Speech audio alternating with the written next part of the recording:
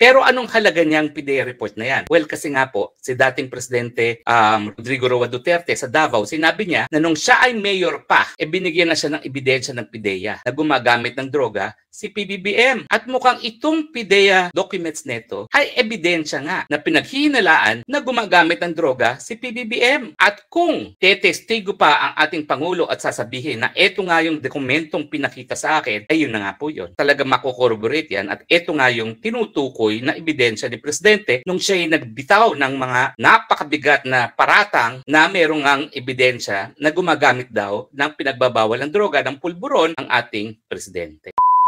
Now, sino naman itong taong ito nakasama sa New York? Pangalan niya Mark Anthony Sayarot E. Ravelo. Ito pala ay nahulihan ng 149 million worth of shabu sa Ayala, Alabang. Si Mark Anthony Sayarot nandoon malapit kay PBBM at kay Lam nung sila'y nagpunta sa New York. So ang tanong, unang-una, ano ang ginagawa ng isang pinaghihinalaan na drug pusher hindi lang sa Pilipinas kundi sa Australia kasama ng Presidente at ng First Lady sa isang opisyal na trip sa New York? Nawindang kami kaninang umaga dahil haya na si Maharlika. At ano ang kanyang balita? Abay, meron siyang ipinakita na mga dokumento galing sa PIDEA na di umano ng ating PBBM ay sinusubaybayan ng PIDEA dahil ito ay isang pinaghihinalaan na drug user sa isang kondominium. Ito ay dalawang dokumento, no, na di umano ay galing sa PIDEA, no? Now, tinakban po yung mga pangalan ng ibang tao na nandoon sa listahan at tinakban din kung sino ang pumirma. Now, bukod pa dito, abay itong si Maharlika merong isang tao na binunyag na kasama ni PBBM at ni Lam sa New York nung sila'y pumisita sa New York. Abay itong tao pa lang ito ay wanted for drug pushing sa Pilipinas, hindi lang sa Pilipinas, pati Australia. Ang tanong, ano kaya ang ginagawa nitong pinaghihinalaan na drug pusher sa New York na kasama ng ating Presidente at ni Lam? Tayo pa bang mga Pilipino nagbayad ng kanyang pamasahe at hotel papunta doon sa New York? Pero himay-himayin muna natin. Okay? Pero ibalik muna natin yung dokumento tungkol sa PIDEA. No? Ito po yung, ayan. Dalawa itong pinablish ni Maharlika. Isang authority to operate at saka isang pre-operation report. Makikita nyo rito na ang name of target ay si Bongbong Marcos Jr. No? At para bagang ito ay pre-operation report dahil magkakaroon sana ng raid. No? At nakatukoy dito yung lugar na dapat na i-raid. Now, napakadali naman nag-issue ng PIDEA ng disclaimer. Ang sabi ng PIDEA, nakita ko naman sa computer yan, dito sa Facebook din, na tinignan daw nila yung computer records nila at walang ganitong pre-operation report daw. At ang sabi nila dahil dito, peki daw ito. Well, alam nyo naman, abogado tayo. Unang-una, ang tanong ko, ano ang kinalaman ng computer dito sa dalawang dokumento na ito? Totoo po na kapag electronic document, meron tayong electronic evidence rule na para ma-authenticate yan, dapat kukuha tayo ng authentication doon sa server o yung pinanggalingan ng dokumento. Kinakailangan meron yang kumbaga cyber signature. Pero kung titignan nyo itong dalawang dokumentong ito, hindi naman ito electronic documents. Ito'y ordinaryong papel. Ito nga ay fill in the blanks. Hindi po ito electronic document na kinakailangan patunayan sa pamamagitan ng e-evidence rule. So paano po ito mapapatunayan sa hukuman? Ha? Well, kinakailangan yung original, unang-una. Tapos meron ditong nakapirma, kinakailangan ipresenta yung testimonya na pumirma at sabihin, pirma ko nga yan. Tapos mamarkahan Exhibit A, Exhibit B, yung pirma niya, A-1, yung pirma na sa second page, A-B-1. So ibig sabihin, wala pong kinalaman ang electronic evidence dito. So ano yung sinasabi ng PIDEA na wala sa kanilang computer list itong pre-operation report?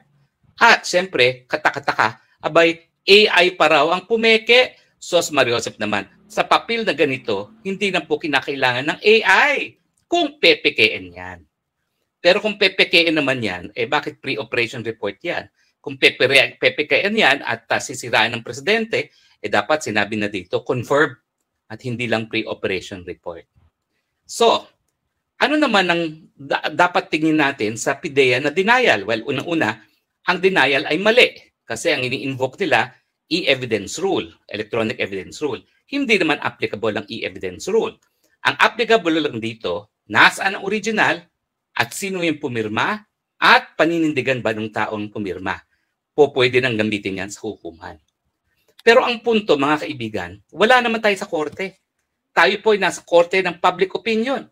Hindi naman maghuhusga ang West kung yan ay tatanggapin dahil hindi naman sila nasasakdal sa kahit anong kaso. So, ang mga tao dapat hindi masyadong technical. Bagamat, dapat nga sabihin natin, paniniwalaan natin yan kung yung pumirma ay paninindigan niya, na pirmangan niya yan. Pero anong halaga niyang PDEA report na yan? Well, kasi nga po, si dating Presidente Rodrigo Roa Duterte sa Davao, sinabi niya na nung siya ay mayor pa, binigyan na siya ng ebidensya ng PDEA na gumagamit ng droga si PBBM. At mukhang itong PDEA documents neto ay ebidensya nga na pinaghihinalaan na gumagamit ng droga si PBBM. So kumbaga, itong ebidensyang ito, bagamat hindi siya electronic evidence at hindi kinakailangan patunayan sa pamamagitan ng e-evidence, ito po'y corroborative doon sa sinabi ng ating dating Pangulo. At kung tetestigo pa ang ating Pangulo at sasabihin na eto nga yung dokumentong pinakita sa akin, ay yun na nga po yun.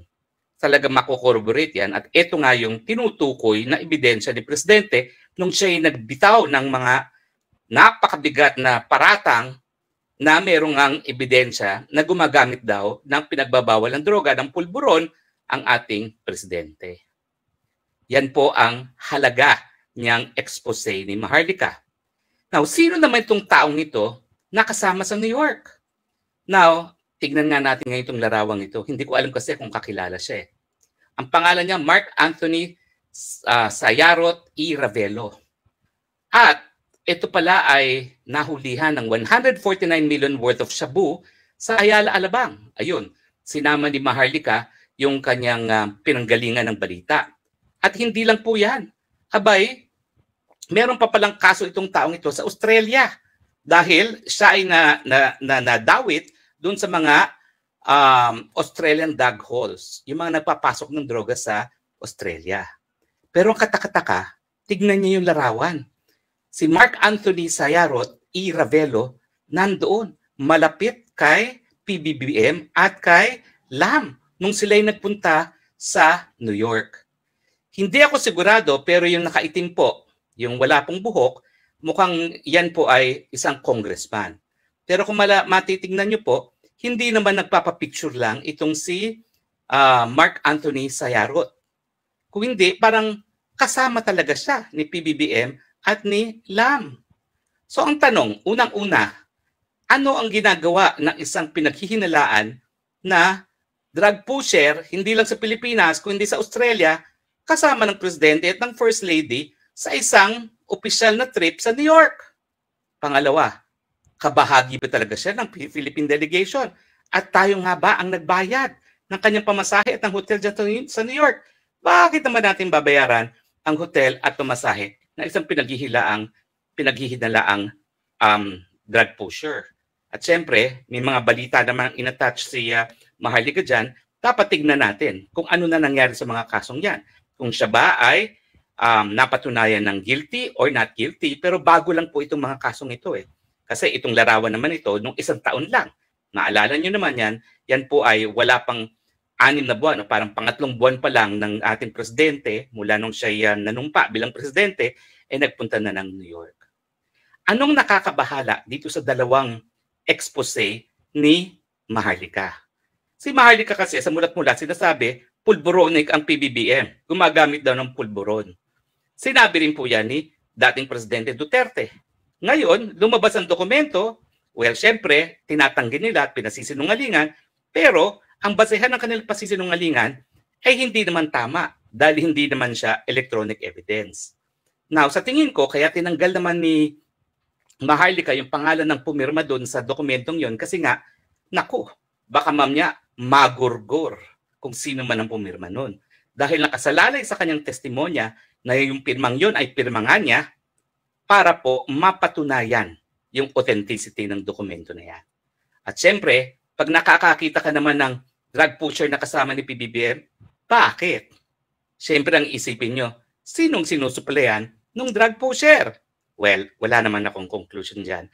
Bahala na kayong maghusga, bahala na kayong magkaroon ng paninindigan, pero sa tingin ko, dumarating na ang panahon na masisiwalat ang katotohanan.